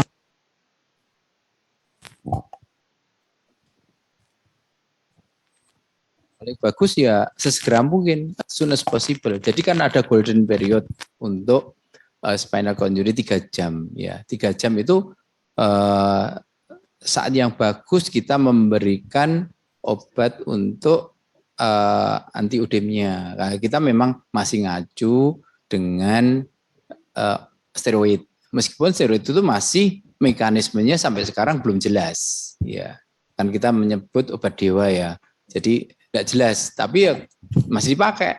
Dosisnya dosis tinggi untuk biar tidak terjadi udem ya. Karena udem yang di spinal cord tadi bisa naik. Tadi kalau kita ketemu di C3 itu naik 3 hari, bisa menekan medula oblongata, bisa jadi paralisis otot pernapasan, termostatnya terganggu, panasnya tinggi sekali, heart rate-nya naik, terus tahu-tahu drop, tahu shock. Nah itu mencegah udem sampai ke sana. Nah kalau kita bisa nolong itu, nanti akan udem berkurang, jadi dia stagnan. Saya punya pasien, kemarin kontrol umur 15 tahun, dia spinal cord injury, saya bilang, ini udem, biarkan dulu aja. Saya kasih obat-obatan. Saya rawat di ICU, monitor ketat untuk cairannya, balance cairannya maupun vital sign-nya. Ya, kalau perlu pakai oksigen tinggi. Nah, nanti deimmobilization tidak melimitasi movement dari cervicalnya, sehingga dia akan membaik. Motoriknya waktu itu stabil, sudah hari ke-7 baik, saya pulangkan, saya pakai rigid collar. Tahun kemudian kemarin sudah bisa jalan tanpa dilakukan operasi apa-apa. Memang lambat dia, lambat dari tangannya mulai gerak, dari dia sensasinya dulu, sensasinya muncul, sensoriknya baik. Kalau biasanya sensoriknya kalau muncul dia panas sekali, kayak di cabai itu panas sekali. Baru motoriknya baru gerak. Nah geraknya pelan-pelan. Nah, nanti baru naik. Nah ini pasti sudah jalan. Nah contoh yang terakhir tadi adalah foto yang tadi itu saya udah lupa. Saya operasi kapan? Itu tahun 2011. Bahkan saya operasi sederhana dislokasi saraf. Waktu itu saya bilang ke orang tuanya, ini hanya 50% ketolong. 50% tidak ketolong. Saya tunggu. Saya mau lakukan operasi. Tensinya 60-40. Saya nggak berani. Nggak bisa gerak sama sekali. Kemudian saya tunggu. Mau operasi lagi, nggak berani lagi. Pas hari ke-12 sudah stabil, saya operasi. Nah, masih tetraplegi karena memang saya bilang ke keluarganya, ini nanti akan pakai wheelchair seumur hidup. Dan dia akan tetraplegi selamanya. Saya udah ngomong yang paling jelek. 3 bulan kemudian ternyata membaik. Spastik. Nah, karena kan overmotif spastik. Dia fisioterapi terus, pakai sampai botok. Akhirnya dia fisioterapi 2 tahun bisa pakai Walker. Nah, karena dia waktu itu tidak koas, saya bilang enggak usah jadi dokter. Saya bilang sekolah S2, S3, sekarang dia S3 di Inggris. Nah, itu luar biasa. Dia bisa, saya bilang pakai mobil yang matic, pakai ini. Saya bisa ngetik, dia bisa ngetik, motoriknya lumayan, bowel bladdernya bagus. Nah, ini perjalanan tiap-tiap pasien beda. Nah, mencegah UDIM itu paling penting. Operasi itu kalau masih UDIM kita lakukan operasi jelek biasanya. Jelek biasanya. Saya nggak mau kalau masih UDIM hebat MR ini, saya operasi nggak mau. Pasti saya operasi meninggal. Karena tidak dioperasi pun meninggal. Dioperasi tambah kita manipulasi tambah UDIM. Nah, kalau dislokasi tadi bisa pakai Gardner Tang itu untuk mereduksi sehingga UDIM-nya berkurang. Nah, paling baik memang 3 jam. Kalau nggak ketemu golden period, ya kita mengoptimalkan maintenance dose mungkin, ya. Maintenance dose dengan memperhatikan jangan sampai terjadi infeksi, kemudian jangan sampai balance cairannya kurang, oksinasi bagus, imobilisasi yang bagus, UDIM-nya biar tidak tambah. Nanti lama-lama diabsorpsi, ya. Dengan diabsorpsi dia akan baik sendiri. Ya, itu yang paling penting. Jadi menolong di tempat kejadian terus membawa pasien di ambulan itu sangat penting. Sangat penting, ya. Itu, makasih. Itu ya, golden periodnya bisa jadi pertimbangan. Kalaupun tidak ya kita mengoptimalkan, ya. Nah, mengingat waktu langsung saja mungkin di Mbak Asna, monggo silahkan.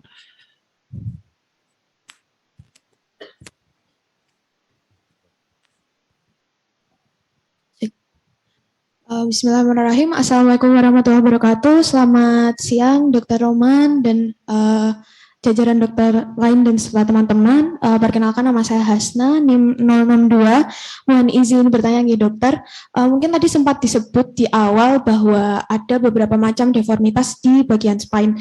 Mungkin pertanyaan saya kali ini adalah apabila pasien itu sudah mengalami deformitas alignment spine kayak skoliosis seperti itu, apakah dia akan memperburuk prognosis apabila dia mengalami trauma dan karena dia sudah mengalami deformitas dari bentuk vertebranya, apakah kita perlu melakukan tindakan khusus dalam penanganan ketika dia mengalami trauma atau injury? Mungkin itu pertanyaan saya. Terima kasih. Wassalamualaikum warahmatullahi wabarakatuh. Salam warahmatullahi wabarakatuh. Terima kasih pertanyaannya, Mbak Asna. Jadi kalau untuk deformitas skoliosis kan sebenarnya ada macam-macam skoliosis. Ada congenital skoliosis, ada neuromuscular skoliosis, ada adult idiopathic skoliosis. Kalau congenital itu memang dia ada gangguan pertumbuhan dari tulang belakang, contohnya hemivertebra. Jadi vertebranya tidak tumbuh sempurna, dia akan congenital scoliosis. Tapi kalau neuromuscular scoliosis bisa dia memang karena ada kelainan neuromuscular yang mempengaruhi daripada spine-nya ya dari otot-ototnya sehingga dari kayak laxity sehingga jadi deformitas. Dan ada adat. Nah, adat skoliosis ini enggak tahu penyebabnya sampai sekarang enggak tahu. Adat idiopatik. Ya, kalau guru saya dulu bahasa idiopatik itu pasiennya idiot, dokternya apatis. Ya, jadi enggak tahu gitu. Sampai sekarang enggak tahu. Sampai sekarang kalau kita tanya idiopatik itu apa? Enggak tahu juga gitu. Penyebabnya apa enggak tahu juga. Nah, memang penelitian ada.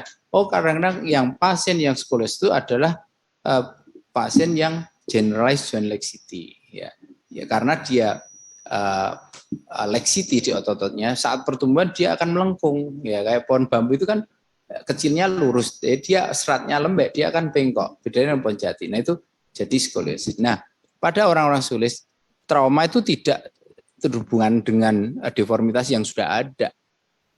Trauma yang deformitas dari trauma itu karena memang mekanisme dari injurinya yang membuat deformitas. Ya, kalau mekanisme injuri tadi macam-macam, fleksi, ekstensi, axial loading, kemudian rotasi, ya, itu yang membuat deformitas yang beda-beda. Nah, tidak ada hubungan dengan skoliosis. Ya, kalau untuk pada orang-orang tidak perlu di-prevent. Memang pada orang skoliosis karena memang dia ada generalized laxity. Saya rata-rata menyampaikan tidak boleh aktivitas yang over activity karena dia akan gampang terjadi sprain, gampang terjadi cedera, ya. Itu yang diprotek seperti itu. Tapi kalau hubungannya dengan deformitas yang terjadi karena trauma, itu tidak ada sama sekali. Gitu ya. Cukup jelas ya. Mungkin menyingkat waktu. Baik, Assalamualaikum warahmatullahi wabarakatuh. Izin bertanya dokter, tadi untuk yang prinsip pertama itu kan ada stabilisasi gitu dokter. Nah pertanyaan saya, jika kita ada di tempat trauma tersebut, terus kita ada curiga trauma servikal, itu kan alat-alat yang ada di sekitar kita kan mungkin terbatas nih dokter. Nah apa prinsip alat untuk stabilisasi khususnya untuk trauma servikal? Setahu saya kan untuk trauma ekstremitas seperti itu kan prinsipnya melewati 2 sendi seperti itu gitu dokter. Nah untuk yang servikal bagaimana? Itu pertanyaan yang pertama. Lalu untuk pertanyaan saya yang kedua itu tadi untuk trauma pada torakolumbal itu kan ada beberapa klasifikasi gitu dokter. Nah biasanya yang dipakai di Indonesia itu klasifikasi yang mana? Mungkin itu dokter, terima kasih. Oke, terima kasih. Kalau untuk cedera servikal itu tadi saya sebutkan bahwa idealnya pakai Philadelphia Collar. Tapi kalau kita tidak semua rumah sakit menyediakan itu, ya tidak semua. Ya, meskipun kalau rumah sakit tertutup pakai ya, tapi tidak semua kan kita rumah sakit banyak, tipe-tipe banyak. Nah, kalau kita di tempat kerja atau tidak ada, kita pakai sandbag, ya, pakai bantal pasir, ya, yang ada di sekitarnya bisa kita manfaatkan, ya, pakai bantal pasir untuk imobilisasi di lateral kanan kiri, terus dibuat agak ekstensi daripada cervicalnya, itu sandbag, ya, itu bisa untuk imobilisasi saat di tempat kejadian maupun di transportasi kalau memang transportasinya bukan pakai ambulan, pakai kendaraan umum. Dan saat menghandling, mengangkat pasien ya tidak boleh sendirian. Jadi mesti harus tidak boleh sendirian. Siapa yang mengangkat badannya, siapa yang memegang kepalanya, siapa yang menghandling lehernya, ya itu yang paling penting ya. Bahkan saya dulu waktu sekolah mau foto pun kita mengikuti pasien itu ke radiologi. Orang radiologi mungkin tidak ngerti ya, menghandling. Nanti asal main di foto, tarik bisa tambah cedera ya. Itu yang jadi prinsip. Untuk klasifikasi yang dipakai di Indonesia itu banyak yang diklasifikasi dari untuk torakolumbal pakai jenis klasifikasi. Tapi itu kan namanya klasifikasi banyak ya. Itu kalau biasanya kalau para PPD ujian itu kita tanya itu, tapi kalau sehari-hari ya kita yang pakai ya seperti itulah ya. Tapi tentunya itu klasifikasi daripada frakturnya. Tapi untuk cedera sarafnya kita paling banyak pakai Asia Score. Jadi kita sebut Frankel A, Frankel B, Frankel C, Frankel E, nah itu dari Asia Score. Ya, itu ya, masih. Tangan dulu untuk Dr. Romanianto, alhamdulillah. Dan ini juga kalau tidak ada pertanyaan, ini akan saya serahkan ke Dr. Roman untuk bertanya. Ini harus ada feedback ini. Masih ada mungkin dua pertanyaan yang bisa kita ujikan. Biar ada feedbacknya gitu ya. Sebenarnya materinya ini meresap apa tidak? Monggo Dr. Roman kalau ada pertanyaan. Oke, terima kasih. Jadi pertanyaan yang untuk umum saja ya. Jadi bagaimana kita menghandling ya, memprevent daripada cedera spine, prinsip prevent cedera spine yang kita kerjakan. Silakan, ada yang mau. Ini sangat umum dan sangat memprevent jadi menghandling pasien dengan cedera spine ya supaya tidak terjadi cedera lebih lanjut. Silakan. Yo, kita lihat ini retensi daripada acara ini dengan diberi pertanyaan. Ayo silakan. Ini sangat umum. Sekarang menguji keberanian untuk mengungkapkan pendapatnya. Wah, silakan. Mas Ali Fahran.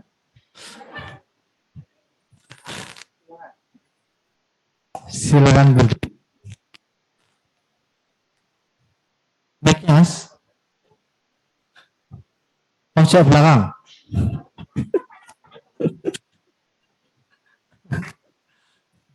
Yuk, get. Itu, Mas.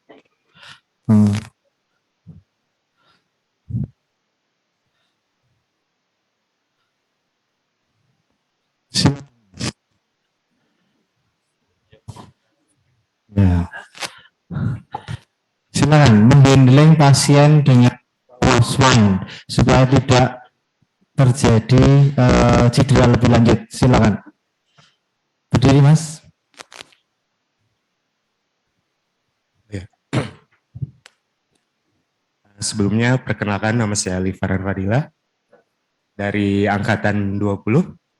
Ya, terima kasih dokter sudah mengizinkan atau memberikan kesempatan kepada saya untuk menjawab. Ya, untuk tadi itu kita tuh memberikan beberapa perawatan dulu ya. Yang pertama itu dengan memastikan bahwa si pasien itu stabil gitu. Caranya, ya, monggo. Ya, dengan melihat dari imobilisasi tulang belakangnya gitu. Ya, setelah itu Imobilisasi ya, maksudnya ya. imobilisasi. Stabil hemodinamiknya ya. Ya, terus? Kemudian dilihat, setelah itu diberikan span ya kalau nggak salah dokter. Apa? Span. Kemudian Ini cedera spine, Mas. Ya. Ya, diberikan apa? Diberikan spine, kemudian Maksudnya spine apa? agar tidak terjadi Imobilisasinya tadi berupa apa? Misalnya, pakai apa? pakai alat Collar brace bisa. collar brace seperti Terus itu. long board. Ya, short rock juga. Ya. Nyarat. Apa lagi? Seingat saya itu sih dokter. Ya, terus. Selamat datang kembali. Oh, kita saja. Mungkin satu kali lagi, Dok. Satu pertanyaan mungkin. Oke. Terima kasih. Silakan cepat-cepat yang satu aja. Jadi kalau kita ketemu pasien tulang belakang sudah membaik, tentunya ada disabilitasnya. Ya, ada sequelnya. Bagaimana rehabilitasi ya? Kan kita kalau ketemu pasien sudah dioperasi, nanti pas kontrol di tempat praktek, ya, selalu nanya ini, kapan ini? Bagaimana prinsip rehabilitasi pasien cedera tulang belakang? Ini pertanyaannya juga prinsip lebih dulu. Silakan yang perempuan ini. Kalau tidak nanti akan silakan. Oh ya, wes grup dulu ya terus ya. Grup ya. Ini Mas depan Mas, dekatnya Mas tadi.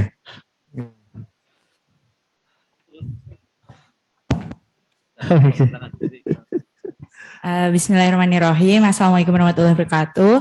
Perkenalkan, nama saya Oriza Farera, izin menjawab.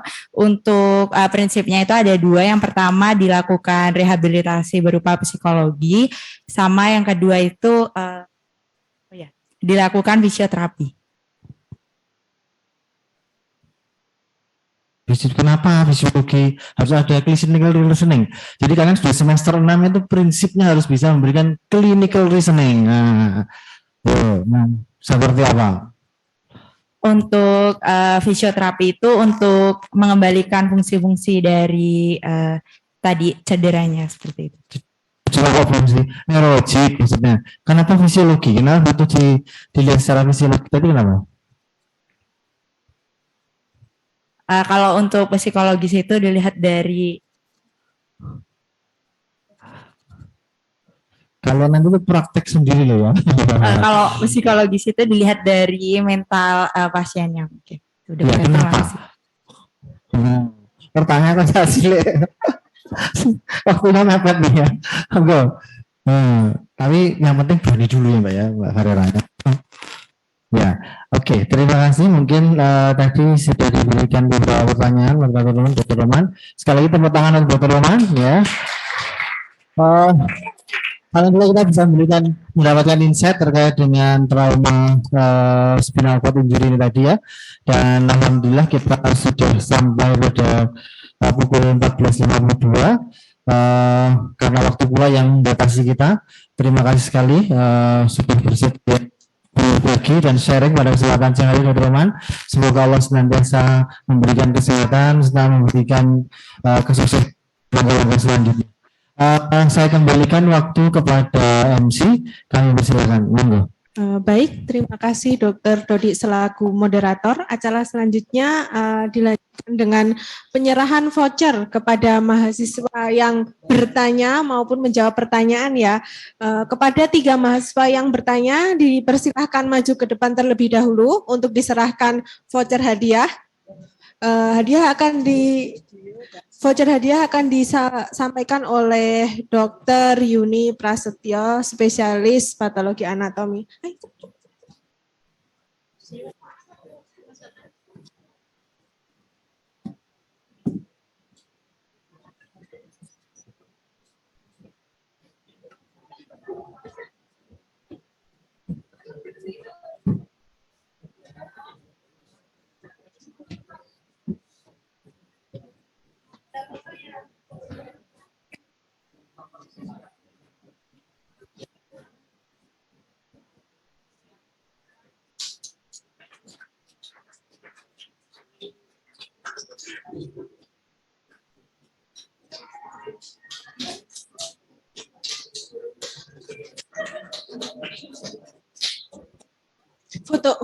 Foto dulu.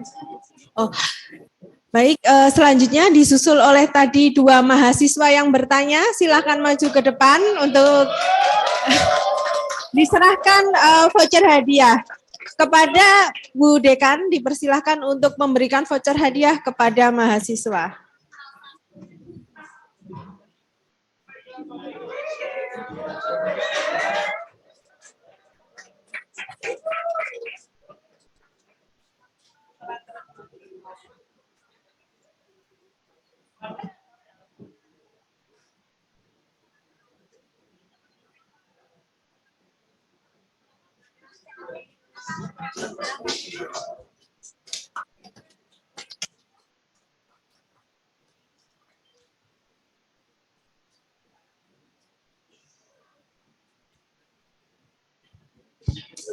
Baik, sebelumnya dipersilahkan foto bersama terlebih dahulu.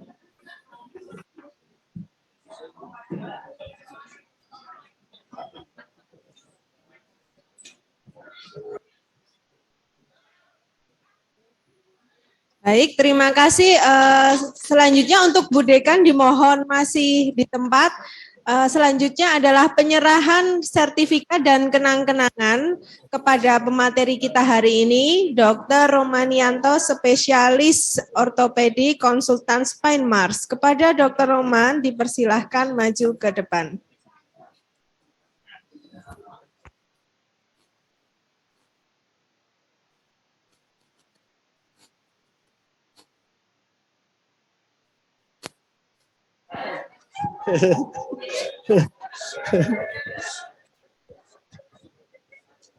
Ini momen langka ini ya.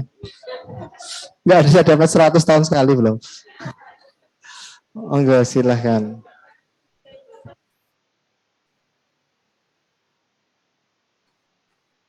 Oh iya, ketemunya di sini.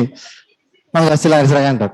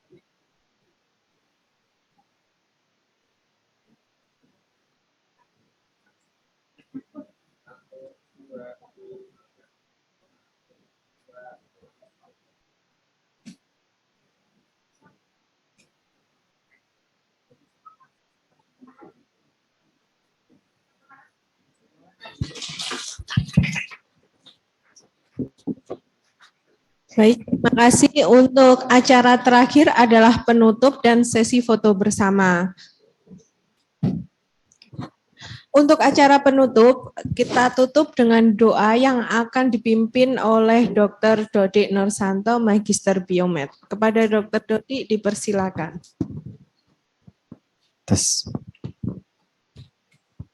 Assalamualaikum warahmatullahi wabarakatuh. Marilah pada acara yang baik ini kita memohon segala kebaikan kepada Allah Subhanahu wa taala dengan menundukkan hati dan kepala kita. Semoga Allah memberikan keridhaannya kepada kita. Bismillahirrahmanirrahim. Alhamdulillahi rabbil alamin.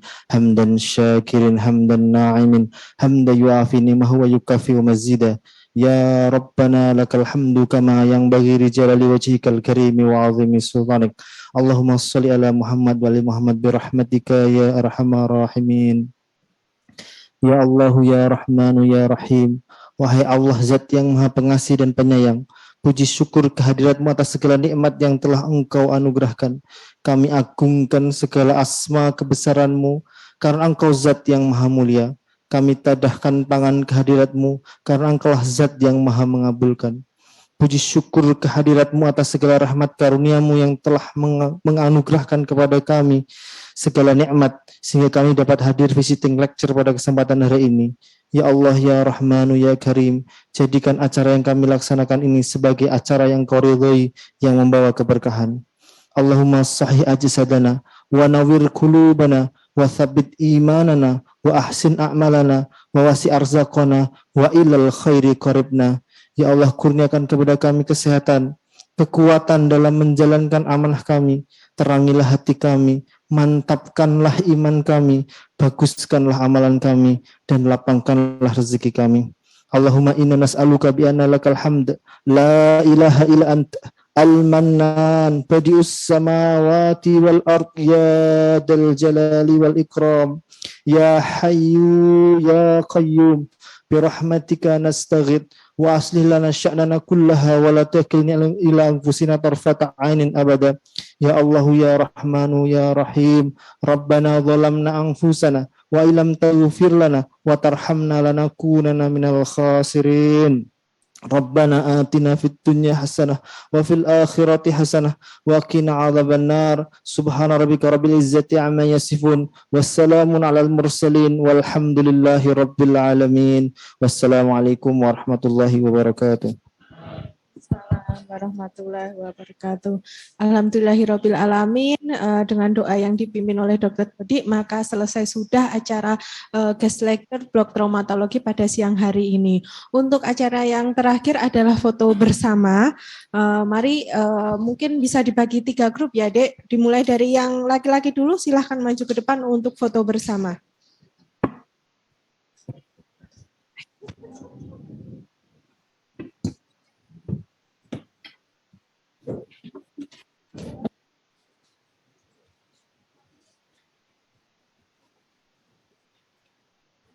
Ayo, dipercepat ya Dek ya. Maju semua yang laki-laki. Ayo Dek.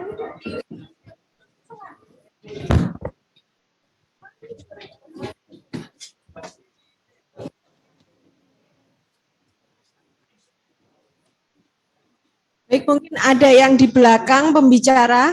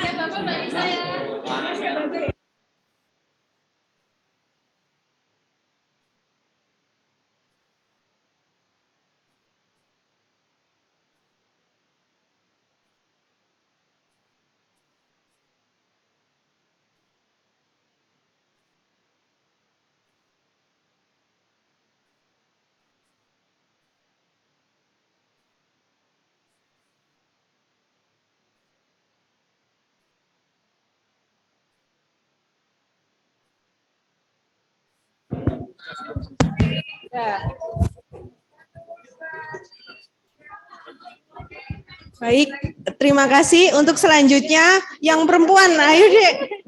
Perempuan dari sudut sana sampai pertengahan. Yuk.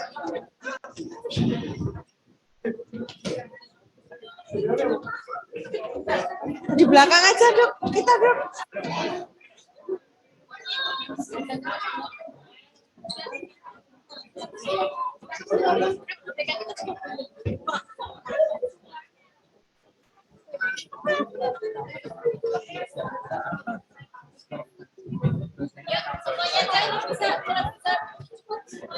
Nggak cukup, Dok, kayaknya.